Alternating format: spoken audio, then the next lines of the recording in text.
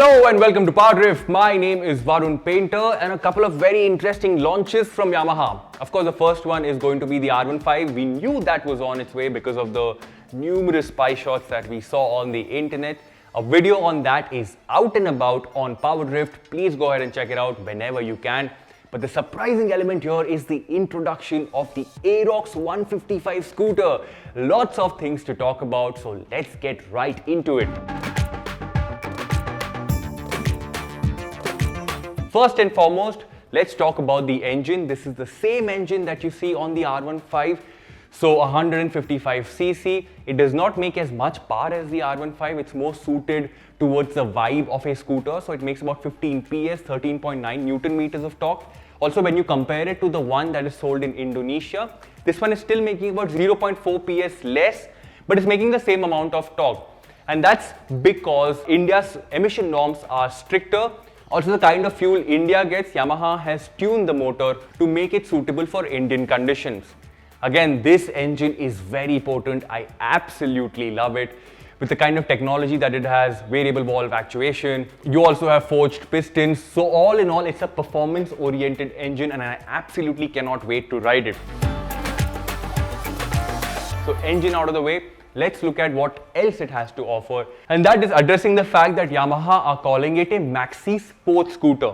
Now, maxi scooters in India so far have only been about the aesthetic feel, like the Bergman and the SXR 160, which is going to be its immediate rival. They have a lot of bodywork, but the engine does not match the character of a maxi scooter. Even when you look at things on paper, read the specs, look at the dimensions, this still seems to be a small scooter, not proper maxi. But when you pair it with that 155cc engine, 15 PS of power, it definitely is the most powerful scooter we have on sale in India today. But how maxi is it is a question that we'll answer once we get the scooter for a full review.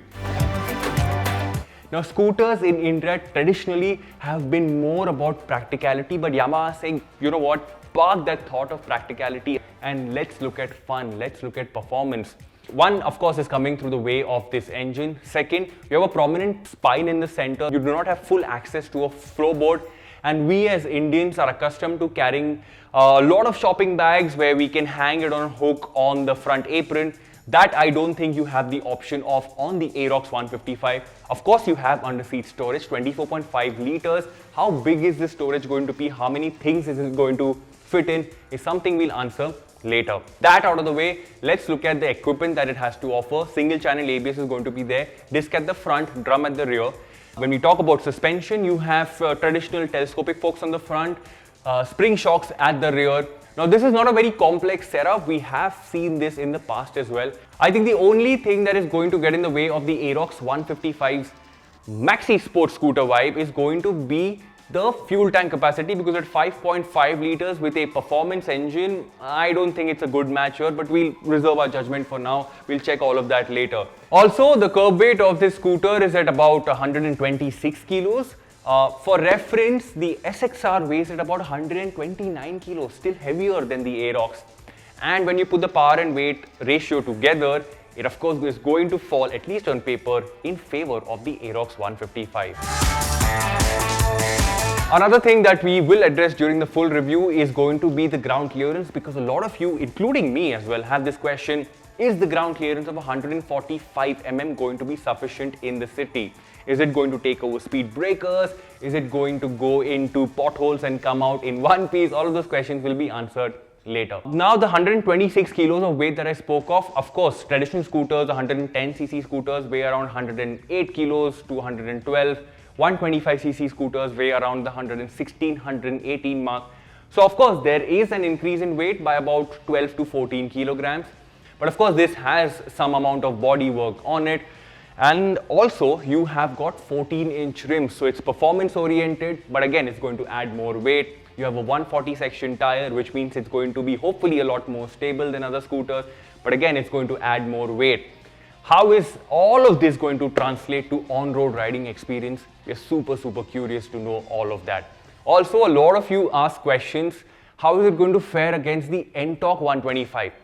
Now, the N-Torque as of now is the sportiest scooter that we have ridden so far as of today, and we say that today because we've not ridden the Aerox 155 yet. We've kind of said that a million times now. But to put things into perspective, the race XP version of the Ntorq is still below 90,000 rupees ex-showroom.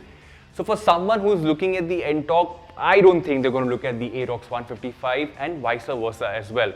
And finally, let's look at the pricing. The Aerox is going to retail at 1.29 lakh rupees for the standard version, and for the Monster Energy limited edition paint scheme, you will have to shell out about 1,000 more, so 1.3 lakh rupees. This is only 2,000 rupees more expensive than the SXR 160 and still about 7 to 10,000 rupees cheaper than a couple of the Vespas that we see in the country today. So at least on paper, the Aerox 155 is promising to be a really good scooter.